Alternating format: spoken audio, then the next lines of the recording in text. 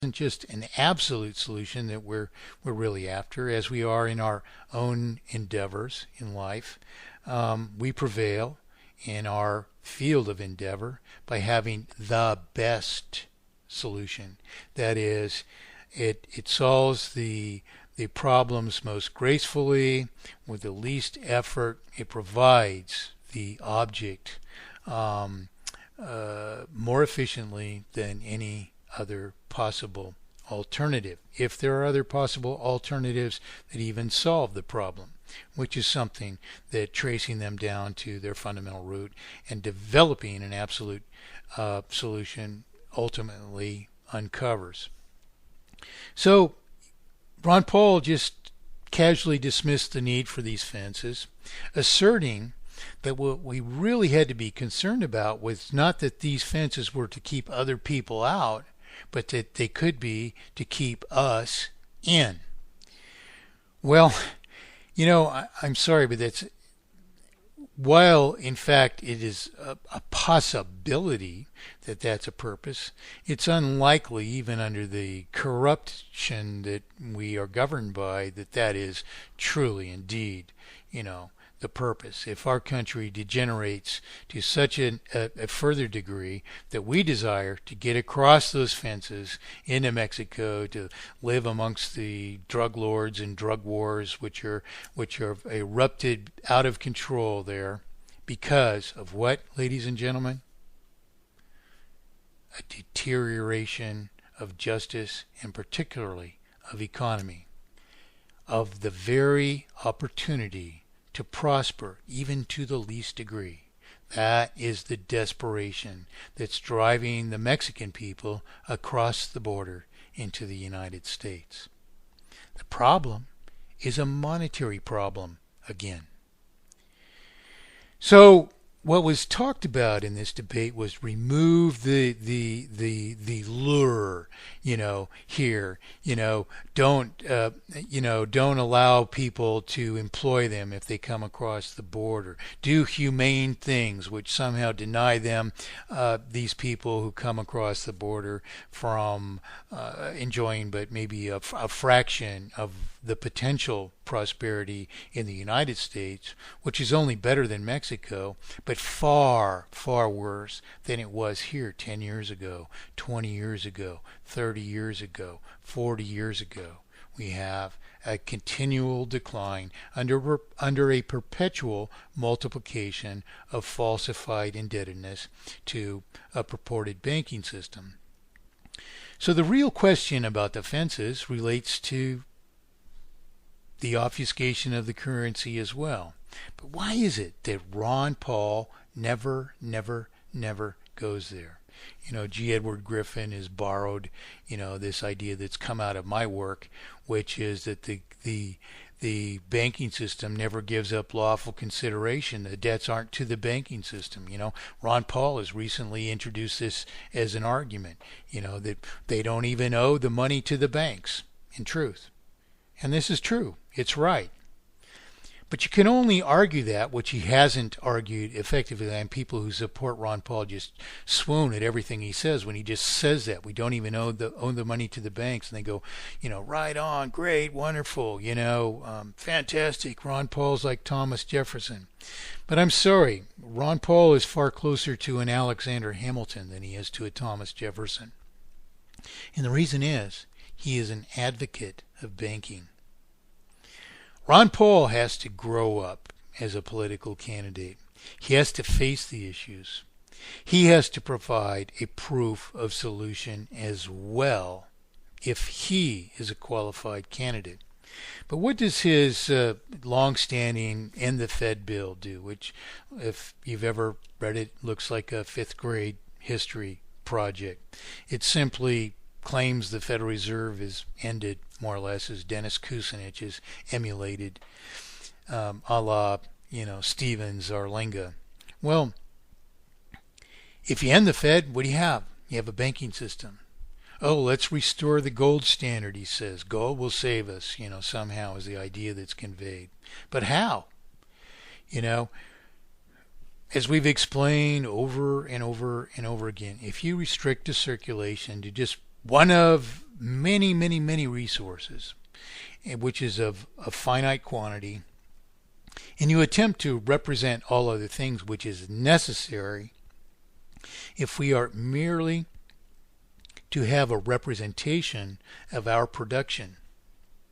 And I've explained how this is to deny us representation for any production at all is an offense against someone, which has in truth itself relatively catastrophic consequences. And I explain this in this example of 1,000 people or whatever in a circle, and everyone has $10, and everybody does $10 worth of production of some kind, and at the end of every period of time you turn to the person on your left and give them your $10 for their production, so the person on your right is giving you their $10 for your production.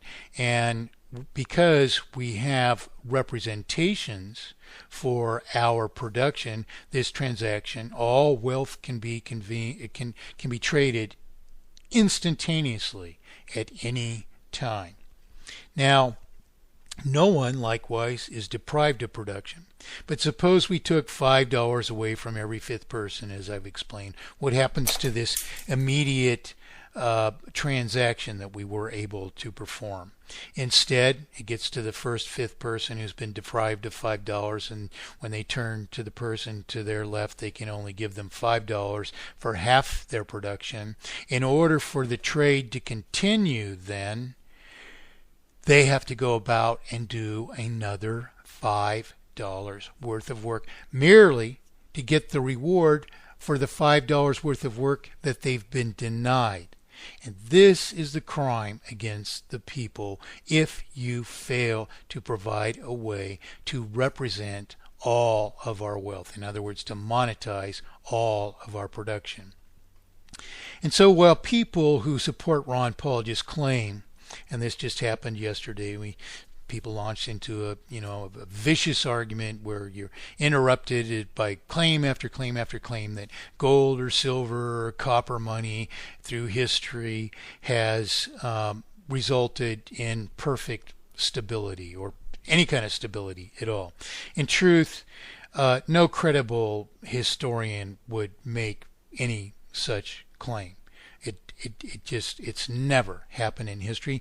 But we can understand that from a mathematics standpoint, because it's impossible for a finite resource to represent all other resources, and in so failing to monetize them result in instability. Advocates of the gold standard, or returning to the gold standard, themselves merely claim that we're suffering inflation. Well, of course, I've explained that that's impossible, and the truth is we're not. We have a lack of sufficient currency. We have a decline in currency, and the Ron Paul people, they just claim that more money is being poured into circulation than ever before. It's merely an assumption, and a ridiculously inept assumption then, that we're suffering inflation. Why? Because we're paying that much and more out of circulation. We're merely trying to find ways, such as preposterous accumulations of further federal debt, just merely spent into circulation, not even being surfaced, but yet comprising a debt subject to interest, which is going to multiply across time, And this is all that's sustaining enough circulation to maintain us on the edge of a second global depression. That's it. It hasn't even created new jobs. So we don't have inflation. But to cry inflation is a problem, and then it's causing a non-existent inflation is causing price inflation, which I explained in our first program is caused instead by interest, which is what the Austrian economists, including Ron Paul, advocate. To decry that a non-existent circulatory inflation is causing price inflation is absolutely, totally incompetent, because circulatory inflation doesn't exist, and because price inflation is instead caused by interest, which is advocated by Ron Paul. Now, the other thing is, because he mentions this return to a gold standard, we have to understand, if we were to understand that this is to serve us, we have to understand how we're going to get there.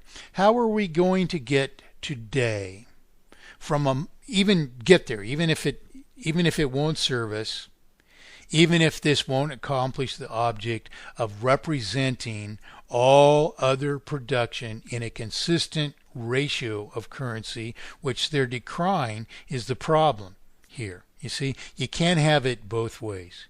You can't argue, or just claim rather, not even argue. You can't just claim that we're suffering circulatory inflation and that's resulting in a devaluation of money, and then on the other hand claim that gold would save us when that circulation would be deflationary and violate perpetually any kind of possible consistency of the volume of circulation with the volume of wealth that existed relative to it. So the fact remains nonetheless that the only way to maintain a circulation which is fully disposable to commerce and representation, that is, doesn't suffer maldisposition by interest, multiplying falsified indebtedness and dedicating ever more of the circulation instead to servicing a falsified sum of escalating debt. The only way to accomplish this purpose of a circulation which is fully disposable to representation and which is always equal to representation in terms of its like volume is to eradicate interest and to impose an obligatory schedule of payment at the rate of consumption of the related property. This and this alone maintains a circulation which is always equal to the remaining value of represented property.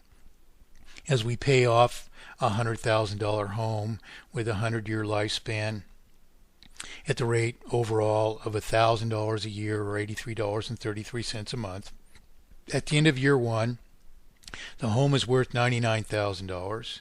We paid $1,000 for it, and $99,000 remain in circulation because the $1,000 we paid was retired from circulation in accord with the nature and disposition of a promissory obligation instead of laundering it into the unwarranted possession of the banking system, which obfuscation ostensibly justifies interest as if the principal were the rightful possession of the banking system, which is merely published evidence of the $100,000 into circulation.